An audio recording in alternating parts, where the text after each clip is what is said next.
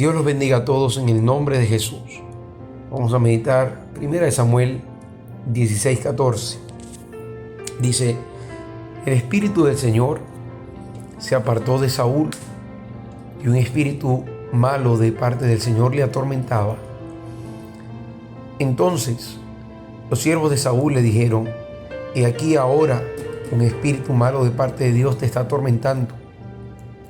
Ordene ahora nuestro Señor a tus siervos que están delante de ti, que busquen un hombre que sepa tocar el arpa, y cuando el espíritu malo de parte de Dios esté sobre ti, él tocará el arpa con sus manos y te pondrás bien.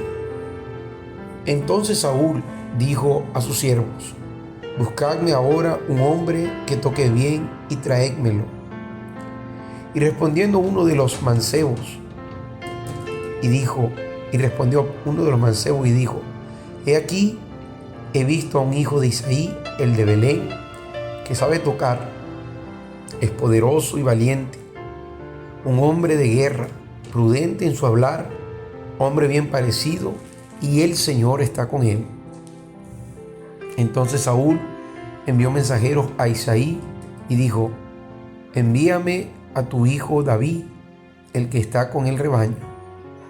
Tomó Isaí un asno cargado de pan, un odre de vino y un cabrito, y los envió a Saúl con su hijo David.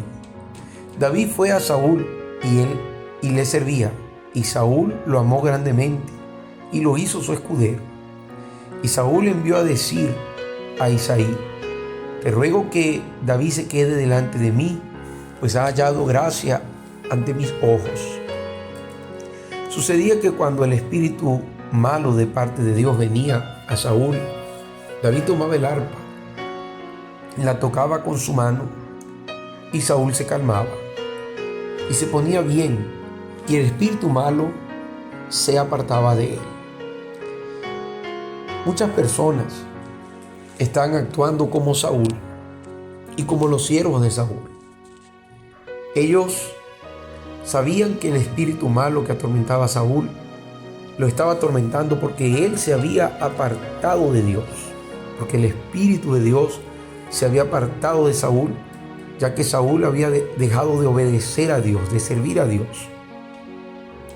Entonces, ellos, en lugar de buscar una solución al problema, que sería arrepentirse, reconocer los pecados para ser perdonados y dejar de estar atormentados, en el caso de Saúl, dejar de estar atormentado, ellos buscaron fue un alivio. Trajeron a un hombre, en este caso David, para que tocara el arpa cada vez que este espíritu maligno atormentaba a Saúl. Y claro, como el Señor estaba con David, entonces cada vez que él tocaba el arpa, el espíritu maligno se iba.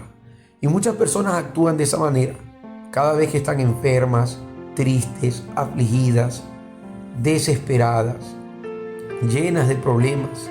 ¿Qué hacen? Van a la iglesia, buscan la ayuda con un siervo de Dios, con un hombre de Dios, con una mujer de Dios, que ore por ellos, que les ayude, que clame a Dios por ellos para que sean libres de ese tormento, de esa aflicción, de esa enfermedad. ¿Y qué sucede? Sucede que el problema se resuelve en el momento, se alivia.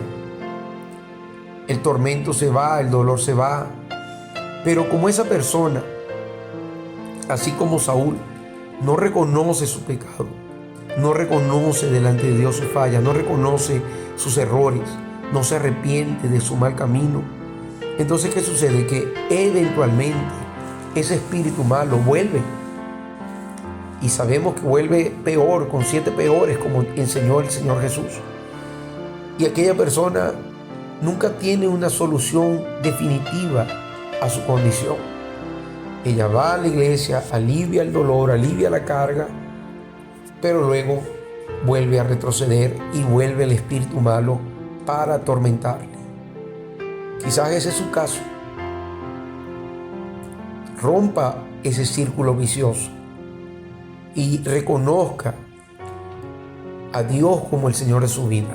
Arrepiéntase de todos sus pecados para que usted no busque más el alivio, sino que realmente solucione ese problema espiritual, ese problema familiar o físico que hay en su vida.